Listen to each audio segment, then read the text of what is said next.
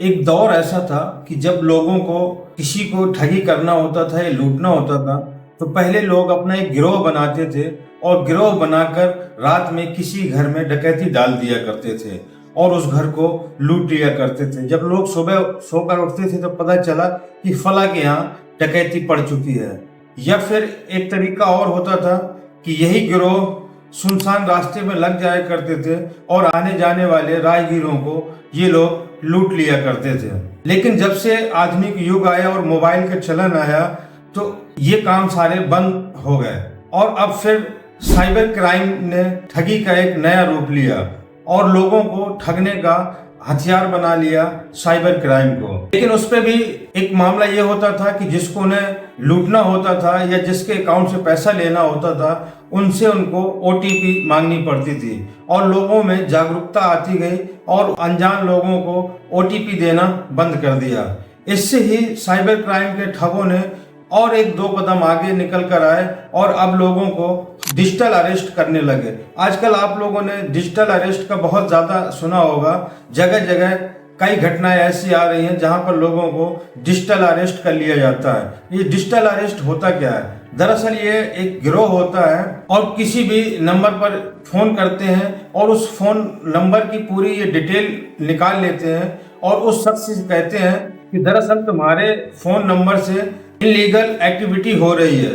और कई बार कहते हैं कि तुम्हारे नंबर से या तुम्हारे आधार से कहीं पर ड्रग्स मंगवाया गया है या तुम्हारे नंबर से कोई फ्रॉड हुआ है और अब तुम्हें जेल जाना पड़ेगा और उनको डराते हैं, धमकाते हैं। और फिर ये लोग उन लोगों को वीडियो कॉलिंग करते हैं और वीडियो कॉलिंग करने से पहले ये पूरा सेटअप लगा लेते हैं जहां का बैकग्राउंड एक ऐसा लगता है जैसे किसी थाने का हो या किसी बड़े अधिकारी का हो और बकायदा उस वीडियो कॉलिंग में कोई अधिकारी बैठा होता है जो कि वर्दी पहनकर बैठता है और उनको डराता है कि अगर ये तुमने किसी और से जिक्र किया तो सीधा तुम जेल जाओगे और शराफत से हमारा तुम साथ दो और जांच में सहयोग करिए, इसलिए तुम बच जाओगे। और लोग इसी डर की वजह से वो जैसा जैसा कहते जाते हैं लोग मानते जाते हैं और इसी डर का वो फायदा उठाते हैं और लोगों को डिजिटल अरेस्ट कर देते हैं और इसके बाद उससे धन उगाही करते हैं। जितनी जमा पूंजी होती है वो उनसे ले लेते हैं। बाद में लोगों को पता चलता है कि हमारे साथ तो ठगी हो गई। ऐसा ही एक मामला निकल कर आया है आगरा से, जहां पर 110 करोड़ की ठगी हुई है। क्या है पूरा मामला, ये जानने के लिए आप वीडियो के अंत तक बने रहें और कैसे लोगों से 110 करोड़ की ठगी करी वो सब हम बताएंगे इसी वीडियो में।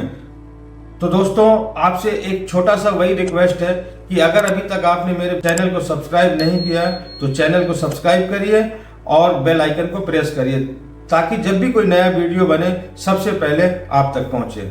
आदाब, नमस्कार, मैं हूं मुबीन खान। आज की जो सच्ची घटना की कहानी है वो है उत्तर प्रदेश की आगरा की।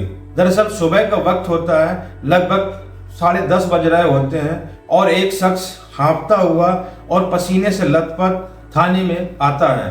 उसकी परेशानी उसके चेहरे और उसके हाव भाव से साफ नजर आ रही थी कि किसी बड़े मुसीबत में ये फंस गया है। और जैसे ही वो थाने के अंदर आता है तो चैम्बर पर आगरा के सिटी डीसीपी सूरज राय बैठे होते हैं और किसी फाइल केस को वो देख रहे होते हैं। तभी वो हाँफते हुए कहता है कि सर मैं तो बर्बाद हो गया, मैं लुट गया, मुझे बचा लीजिए। तभी सूरज राय उसकी तरफ देखते हैं और पूछते हैं क्या मामला है, क्यों परेशान हो, पूरी बात बताइए।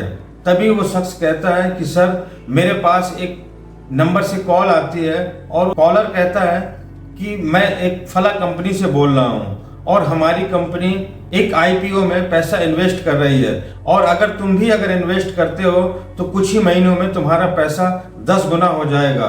और उसने मुझे इस तरीके से मोटिवेट किया, कन्विंस किया कि मैं लालच में आ गया और जैसा जैसा वो कहता गया मैं उसकी बात मानता गया। और लेकिन कुछ ही दिनों में मुझे पता चला कि मेरे बैंक अकाउंट से 18 लाख रुपए निकल चुके हैं, जो कि पूरा बैंक अकाउंट मेरा खाली हो गया है। डीसीपी सूरज राय उस शख्स की बात सुनकर इस बात समझ जाते हैं कि दरअसल ये साइबर ठगी का मामला है और तुरंत वो एक टीम एक्टिव करते हैं और उस टीम को सख्त निर्देश देते हैं कि इन साइबर ठगों को पकड़ो और किसी भी हालत में ये बचने नहीं चाहिए। और जिस नंबर से कॉलर ने फ़ोन किया था वो नंबर की जांच की जाती है और उसको सर्विलांस में लगा दिया जाता है। अब जब उस नंबर से जैसी डिटेल मिलती है, कुछ ऐसे तथ्य मिलते हैं जिससे साइबर टीम की आंखें खुली की खुली रह जाती हैं और वो तुरंत ये बात समझ जाते हैं कि दरअसल ये मामला सिर्फ साइबर ठगी का ही नहीं है, बल्कि ये कोई एक इंटरनेशनल गैंग है। क्योंकि इससे जो तार मिल रहे थे वो नेपाल, दुबई और वियतनाम जैसे देशों से भी इसके तार निकल रहे थे और पुलिस पूरी मुस्तैदी से और छानबीन में जुट जाती है। जैसे जैसे वो छानबीन कर रहे थे वैसे वैसे चीज़ें आगे खुलती जा रही थी। दरअसल इस टीम का जो सरगना होता है वो होता है प्रेम बहादुर, जो कि नेपाल के कैलाली जिले का रहने वाला होता है और ये 2015 में इंडिया आ जाता है और दिल्ली में सबसे पहले अपने गैंग में शामिल करता है अश्विनी कुमार को, जो कि अश्विनी कुमार एक बैंकर है जो IDFC बैंक में कर्मचारी है और प्रेम बहादुर इसको अपनी टीम में शामिल करता है और अश्विनी कुमार का काम होता है बिना वेरीफाई करे और बिना डॉक्यूमेंट्स के अकाउंट को खोल देना और इसके एवज में उसको 5,000 रुपए मिलते हैं। क्योंकि इन साइबर ठगों को सबसे ज़्यादा अगर आवश्यकता पड़ती है तो वो पड़ती है बैंक अकाउंटों की, क्योंकि ये जो फ्रॉड करते हैं ये पैसा बैंक अकाउंटों के माध्यमों से ही लेते हैं। जैसे ही लोगों को ठगते हैं तो ये अपने डायरेक्ट अकाउंटों में पैसा नहीं लेते, उसके लिए ये गरीबों को भी इस्तेमाल करते हैं और ठगे हुए पैसों को ये तलाश करते हैं ऐसे गरीब लोगों को जिनसे आसानी से इनको बैंक अकाउंट मिल जाते हैं और उन अकाउंट होल्डरों को ये लालच देते हैं कि दरअसल तुम्हारे अकाउंट में हम कुछ पैसा डालेंगे और उसके एवज में फिर उन अकाउंट होल्डरों को किसी को 10,000, किसी को 20,000, किसी को 50,000 इस तरह से रकम देते हैं। जिस हिसाब की रकम होती है उसी हिसाब की रकम अकाउंटरों को डाल देते हैं और उन अकाउंटों में पैसा ट्रांसफ़र करके फिर ये अपने अकाउंटों में, फर्जी अकाउंटों में ट्रांसफ़र करवा लेते हैं। ये सारे हथकंडे ये पुलिस से बचने के लिए करते हैं। दरअसल जैसी पुलिस की टीम आगे और बढ़ती है तो इनका एक साथी और होता है इमरान, जो कि गाजियाबाद के अशोक विहार का रहने वाला होता है। जब पुलिस इसके अकाउंट को चेक करती है तो लगभग इसके अकाउंट से 10 लाख रुपए निकलते हैं। और एक इनका साथी और होता है अश्विनी कुमार, जो कि यूपी के फर्रुखाबाद का होता है। एक साथी इनका रवि कुमार होता है जो कि दिल्ली के रोहड़ी एरिया का होता है और एक साथी और होता है इनका अकबर, जो कि ये भी रोहड़ी का रहने वाला होता है। कुल मिलाकर ये अभी तक जितने पकड़े गए हैं ये 5 आरोपी पकड़े गए हैं।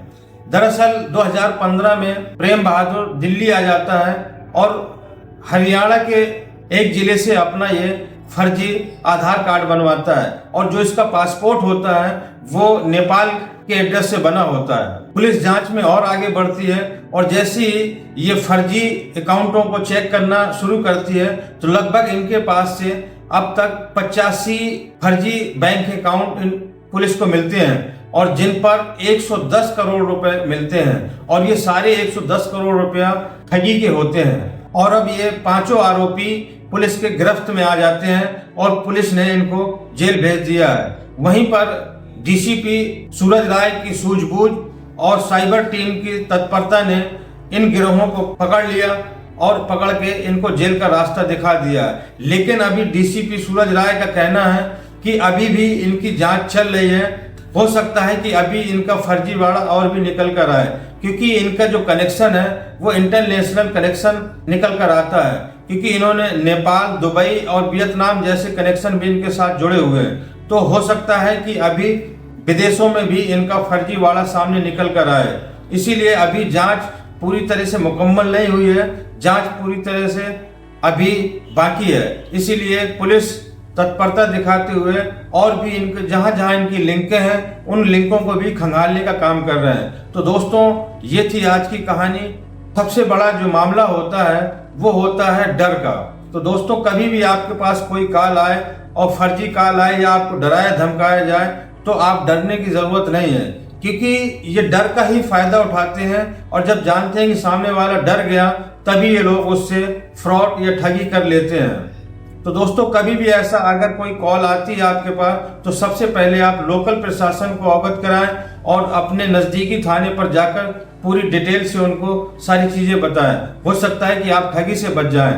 और ये वीडियो बनाने का मकसद सिर्फ और सिर्फ आप लोगों तक सच पहुंचाना और आप लोगों को जागरूक करना है। और दोस्तों, ये चीज़ें आप अपने आस पड़ोस के लोगों को भी बता के रखें कि अगर किसी भी कंपनी से फ़ोन आता है या किसी तरह से आपको डराया धमकाया जाता है तो डरने की बिल्कुल भी ज़रूरत नहीं है। आप पास के नज़दीकी थाने पर जाकर शिकायत दर्ज कराएं। तो दोस्तों, ये थी आज की कहानी। अगर आपको अच्छी लगी हो तो ज़्यादा से ज़्यादा लाइक करें, सब्सक्राइब करें और अगर फेसबुक पर देख रहे हो तो पेज को फॉलो करें। मिलते हैं अगले वीडियो में नई कहानी के साथ। जय हिंद।